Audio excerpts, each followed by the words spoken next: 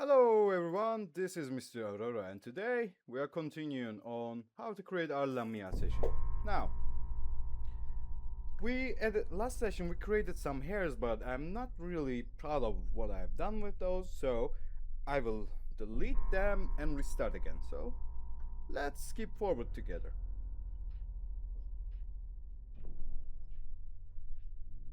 Okay, now these are much better looking hair strands, and begin from the top, begin from the bottom and work your way up to the top.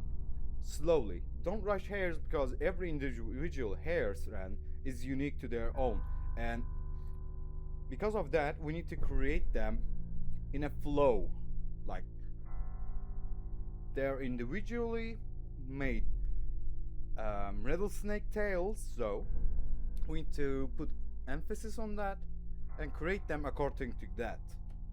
Okay, so today's session don't have much explanation because it's show don't tell kind of episode. So yeah, as you can see from the last episode I mentioned, we need to put our origin point to the beginning of our hair strand in order to sculpt better. So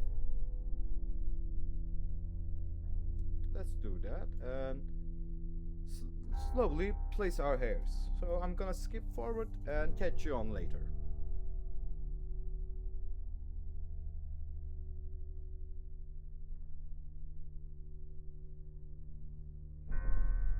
Also, if you like to select individual objects and be able to differentiate them on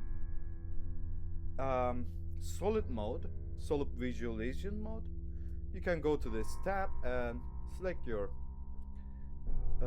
perspective and other stuff and give them random colors just like that, so that you can differentiate everything from their random color. This is a good helper. After this point on, we can duplicate our hair strands by Control V and Control C. You could use Control or Shift D, but it will create a replica of the original object, and if you try to edit that, it will edit all of them. So replica is going to cause that problem. So if you don't want to deal with that, do this instead. So let's place our hairs and then let's adjust them.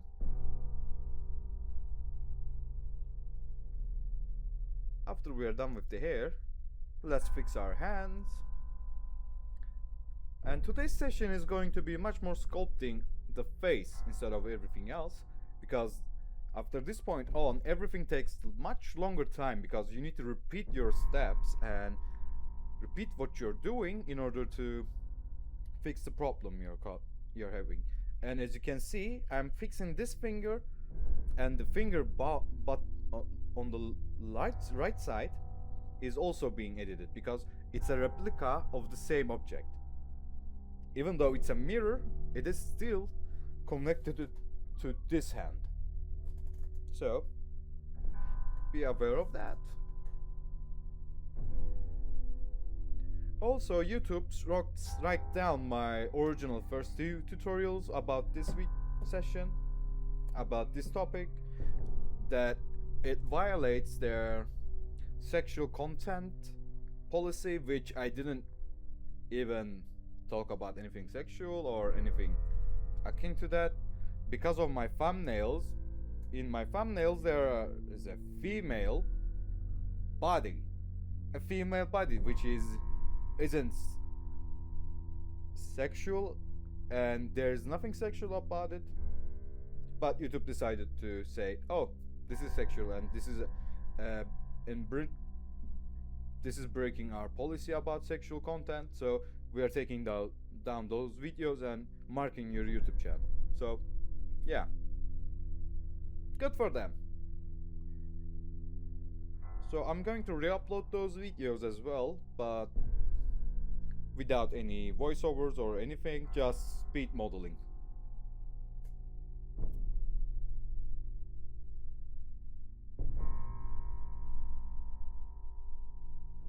Also, you can toggle between perspectives and viewports by pressing Z and selecting your perspective.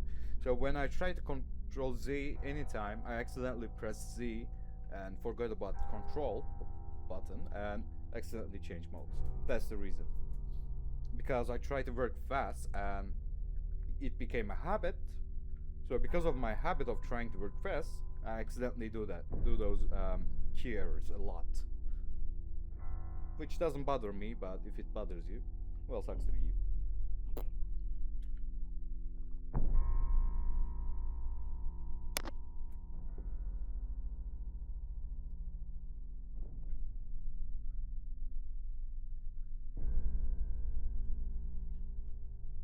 Alright, after we are done with the hands, let's get started modeling our face.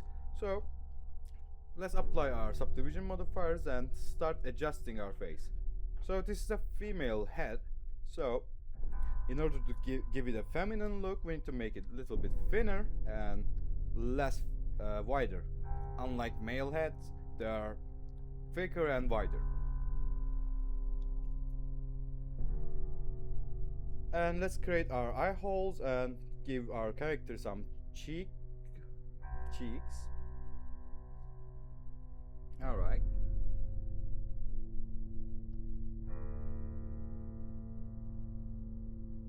And let's give some definition about a nose, so that we know where our nose will be. And there we go. So as you can see, it is still, the head still requires some more vertices and faces in order to create much more smooth sculpting. So don't worry, we will get to that after we are done with the main shape. So like I always suggest you all to do, don't rush your work and rush whatever you're trying to do. Take your time and don't apply too many subdivision surface modifiers too early. Otherwise you're going to run into too many problems. For now, this is good enough. Let's create some lips. Alright, let's bring down these cheeks a little. Alright. So there's nothing new about this, what we are doing. So I will skip forward.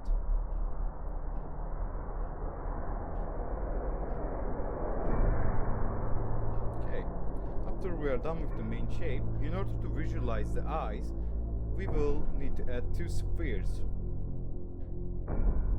After I'm done with that jaw. So I am hiding the rest of the jaw behind the hair. That's a choice I am willing to make. Okay, let's add our UV spheres. These are not the best spheres to use, but it doesn't matter. I just need 2 spheres for eyes. Let's mirror it across the head and place them accordingly. Make sure that you are placing them correctly, otherwise your character either going to have bulging out eyes or too deeply embedded eyes. So make sure that you place them correctly, and after that we will sculpt around the eyes instead of over them. So that will help us create the eyelids much more efficient and better. So make sure to do that.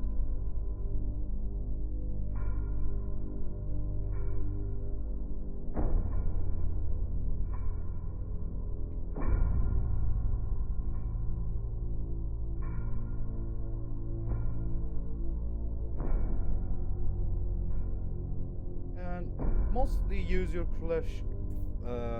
clay build-up tools in order to do that, and make sure that you leave the eye socket, like create a socket for the eyes instead of creating the eyes onto the head.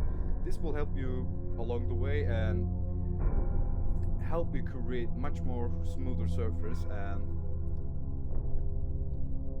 shape we will retopologize this head in order to work on it much better, or remesh it, let's say, remesh it, because after some points on, our detail is going to suffer because most of the vertices are behind the head. Unlike ZBrush, there's vertices allocation tools and some shapes that help you allocate your vertices proportionately instead of dividing them across. It helps you bring the vertices that you're not using to the front so that you can have much more vertices on the front section of the face. It's a little complicated, but once you go between the two applications, you understand what I'm saying.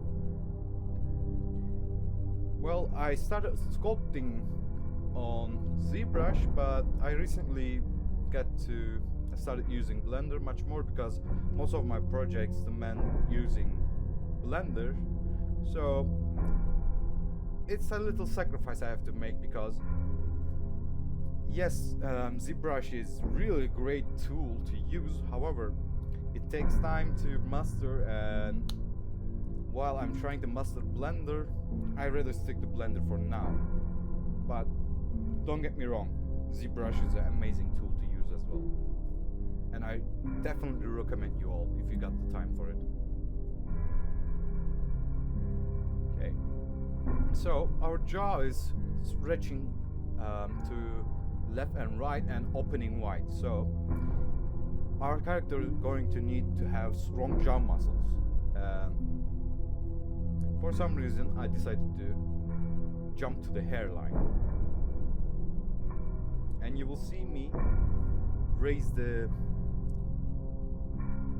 hairline a little bit above because it's too narrow for a regular hat. Also, make sure to give your character, if you're making a strong open jaw kind of style, something like this, give them enough definition in their heads, otherwise it will look unrealistic, because in order to close a jaw like this and open it as you wish, you kind of need to develop strong jaw muscles and tendons. So remember that, and also you need to have very defined and sharp bones that is connecting your muscles. So keep those in mind while sculpting something like this. Like whenever you are sculpting a monster or an animal, try to imagine how would they look and how their muscles and bones work.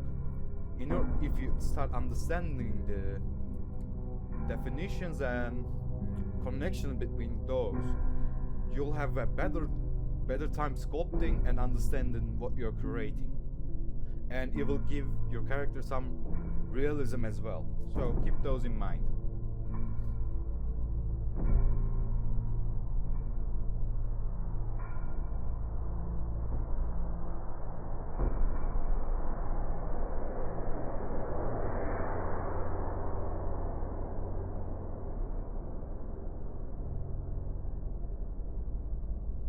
Also, like the body, we need to make sure that we are not over defining some features. Make sure that they are not too prominent, because it will look off and it will break sculpture. Instead, try to slowly add shapes and definitions, then refine them with them standard sharp crease tool and soft crease tool. Yeah, for a moment I remembered the name of the damn standard tool in ZBrush. So remember that. That's a great way to give characteristic features and details to your faces and body sculpture. Because yes, we have definition, we have the shapes and sculpture that we underneath it, but we need to use the sculpture underneath to create a good foundation for our faces and our bodies, shapes. If we try to put too much shape there, or try to sculpt out of shape or flow, it will look awkward. Like when you first try to create your humanoid character. It's the reason it looks so off, because we're trying to smash everything into each other, and we are using every tool in our hand to create something. However, we are missing the main lines and shapes and perspectives. For example, right now our eyes looks much more natural, eyelids, because we are not overly creating them or overly forcing them to have a shape. That just crease around them, and then if necessary add clay brush ups or inflate tools or anything like that. So slowly but surely add detail instead of rushing in and defining the features.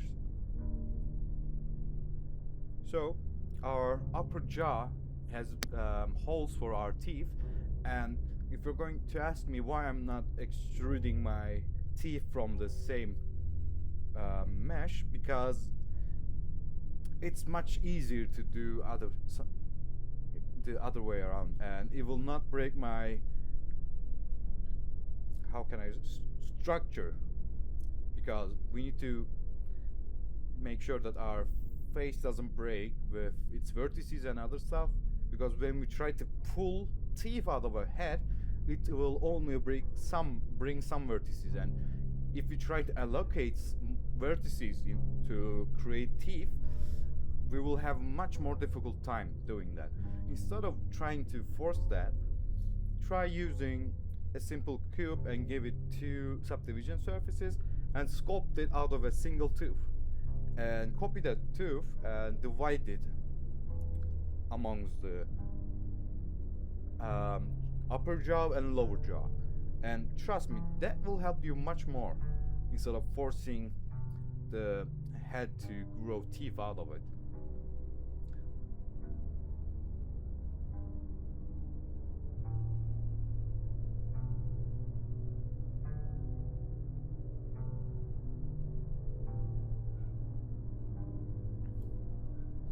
Like I said, as you can see, this is the better way to do it, and we are using copied objects, and I use Shift D to copy them. So then I will merge them into a single object. Then I will separate them so that I can work on them individually without breaking the character, and also without giving them all mirror modifier. So yeah, this will help you out so much more. So these are the basic tools and understand principles that you need to know in order to create believable sculptures, and the rest is repetition and tuning your skills. So while doing something like this, always have a reference next to you so that you can rely on details from reference images and other stuff, so that it will tone and sharpen your skills. Also, in order to get better at these kind of stuff like modeling, sculpting and anything in sorts, you need to practice a lot, like daily modeling will help you. But if you model once in a while, don't expect too much growth in your skill set. So keep that in mind. Other than that, this was Mr.arorora. Thank you all for watching today's episode. I'll see you in the next episode. Take care, stay awesome, bye.